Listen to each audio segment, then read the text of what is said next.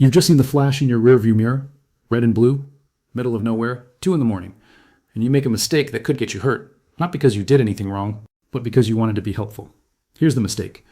You start digging for your license before the officer even gets to your window. That one move tells an exhausted cop at 2 a.m. that you are unpredictable, and in their world, unpredictable is dangerous. What happens next depends entirely on what you do in the next 5 seconds. Most people get this wrong instantly, and that's why you need to listen to this part carefully. Here's the promise. By the end of this video, you will know the exact sequence of actions that turns a high-stress night stop into the safest, most boring interaction of your life. Boring is good. Boring means you go home. Let's rewind. You're driving home. Dark road. No streetlights. Suddenly, those lights come on behind you. Your heart jumps. That's normal. That's human. But here's where your brain wants to do the wrong thing. Your brain says, be helpful. Show them you're a good person. Get your documents ready. That's where this goes wrong. Because from the officer's perspective, they just stopped a car in the dark. They cannot see inside your car. They don't know you. All they see is a silhouette. And when that silhouette starts moving around, reaching for the glove box, leaning over the seat, every alarm in their head goes off. They aren't thinking about your registration. They're thinking about what you might be reaching for. This is the part most driving videos never tell you. An officer at a traffic stop experiences a spike in adrenaline that is clinically similar to combat. Statistically, traffic stops are one of the most dangerous routine tasks in law enforcement. Not because of shootouts, because of unpredictability. So here's the system, and I want you to lock this into memory right now. When the lights come on, don't move. That's it. That's the first rule. Do not reach for anything. Do not unbuckle your seatbelt. Do not turn on your interior light. Just stop the car safely and put your hands on the steering wheel. 10 and 2, palms up, so they can see your hands are empty. Now let's play this out 2 ways, because seeing it is how you'll remember it. Wrong scenario. You're nervous, lights flash, you immediately pull over into a dark curve in the road. You're already reaching for the glove box before the car is even in park. You're fumbling for your license, dropping your phone, interior light comes on. You look up and suddenly there's a flashlight in your face, and an officer with their hand on their holster saying, "Let me see your hands." Now you're terrified. Your hands are full of papers. You drop everything. The officer raises their voice. Your heart is racing. You're trying to explain, "I'm just getting my license," but they don't want your license yet. They want control of the situation, and you just lost it for both of you. That interaction now takes 10 minutes to calm down. Everyone is on edge. Even if you get a warning, you drive away shaking, and the officer walks away thinking that was a close one. Now watch the right scenario. Lights come on. You acknowledge them with a single turn signal to show you're complying. You find a well-lit area, a gas station, an intersection, even just a spot under a streetlight. If there's nothing, you pull over to the widest shoulder you can find. You stop. Then you do nothing. You turn off the engine. You roll down your window all the way. Both hands go on the steering wheel. Palms up, and you wait. The officer approaches. Flashlight comes on. They see your hands. They see you're not moving. Instantly, their adrenaline drops about 30%. They don't have to guess what you're doing because you're not doing anything. Then they ask for your license and registration. Here's the exact phrase you use. Say it calmly. Say it exactly like this. "Officer, my wallet is in my back pocket. I'm going to reach for it slowly with my right hand." That's the phrase. I'm going to reach for it slowly. That one sentence changes everything. You've told them exactly what you're going to do.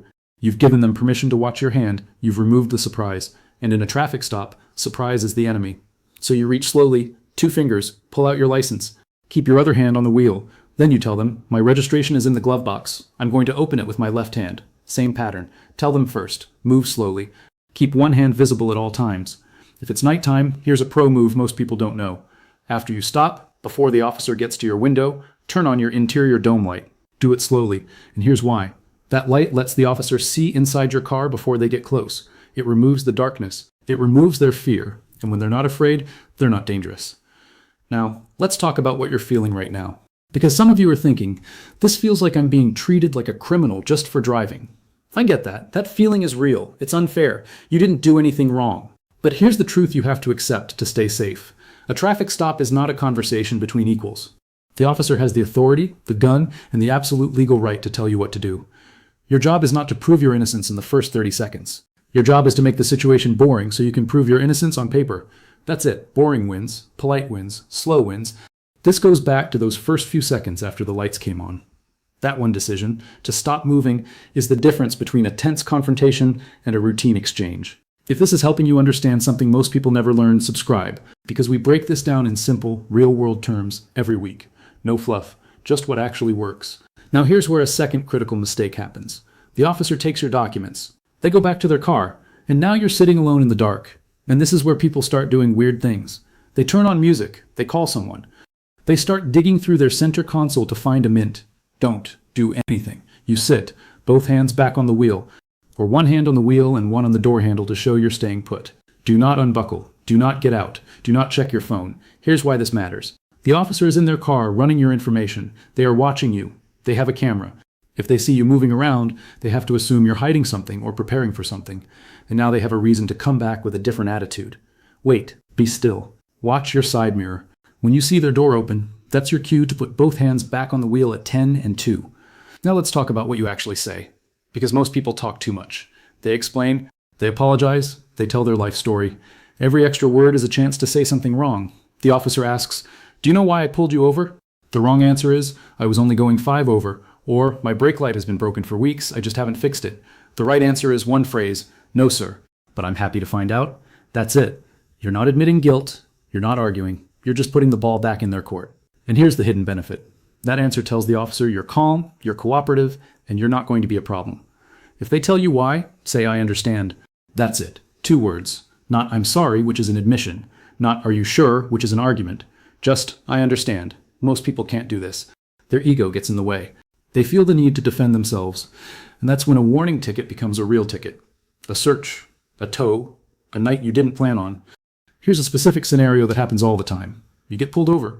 The officer asks, "Have you been drinking tonight?" You haven't. 0 drinks. But you're so nervous to prove you're innocent that you say, "No, not at all. I never drink and drive, I swear." Now you sound guilty. Innocent people don't over-explain. Guilty people do. The right answer is one word, no. That's it. Not "No, sir," just "No." Calm, direct. Done. If they ask again, you say the same word, "No." Same tone, no change. That consistency is the most convincing thing you can do. Now let's go back to the beginning again. Because this whole interaction hinges on that first 10 seconds after the lights come on. And there's one more mistake people make that is terrifyingly common. They stop in a dangerous place. You see the lights and you slam on the brakes right where you are. Middle of the road, blind curve, narrow bridge. The officer now has to stand in traffic to approach your car. They are scared. They are angry at you for putting them in danger. And that anger comes out in the interaction. If it takes you an extra 30 seconds to find a safe, well-lit spot, take it. Put on your hazard lights, drive slowly, wave out your window to show you see them, but find safe ground. The officer would rather wait 30 seconds than get hit by a passing car. That single decision where you stop changes the entire energy of the stop. So let me give you the complete framework right now. You can memorize this in 60 seconds. 1. Signal and slow down. Acknowledge the lights. 2. Find a safe, visible spot. Well lit. Wide shoulder. Gas station if possible. 3. Stop. Engine off. Window all the way down. Interior light on. 4. Hands on the wheel. Palms up. Do not move. 5. Wait for instructions. When they ask for documents, use the phrase, "I'm going to reach for it slowly." 6. No sudden movements. No explanations. No arguments. 7. Wait in stillness until they return. 8. When they come back, both hands back on the wheel. 9. Say "I understand" to everything. 10. When they say you're free to go, say "Thank you." Have a safe night. Then wait until they return to their car before you reach for your keys. That's it. 10 steps. But here's what makes this different from every other what to do during a traffic stop video. You don't need to know the law. You don't need to memorize your rights. You don't need to be an expert. You just need to know what works. And what works is removing fear. Your fear, their fear. When fear drops, logic takes over. And logic lets you drive away with a warning or a ticket instead of a story you tell your friends about the worst night of your life. One more scenario. Quick one. You've done everything right. Hands on the wheel. Told them you're reaching slowly. They have your license. They go back to the car. And then a second unit shows up. Another officer. Now you see 2 flashlights. Your brain will panic. Don't. A second unit doesn't mean you're in trouble. It means the first officer called for backup because it's 2 a.m. and they feel safer with a partner. That's routine. That's not about you. Keep your hands visible. Stay still. Nothing changes. Here's the final piece. And this is the part most people never think about. After it's over. After they say you're free to go, wait. Wait until they are back in their car and you see their lights turn off. Then slowly reach for your keys. Start the engine. Pull back onto the road like you're driving on ice. Easy. Smooth. No sudden acceleration, because they are still watching you. They want to see if you're going to speed away like you just got away with something. Don't give them a reason to pull you over again in the next 30 seconds. So here's your takeaway. The first thing you do when you see those lights at night? Nothing. You do nothing. You stop moving. You put your hands where they can see them, and you wait. That one decision changes everything. Most people get this wrong because they want to be helpful. But helpful isn't safe. Predictable is safe. Boring is safe. Slow is safe. You are not auditioning to be their favorite person of the night.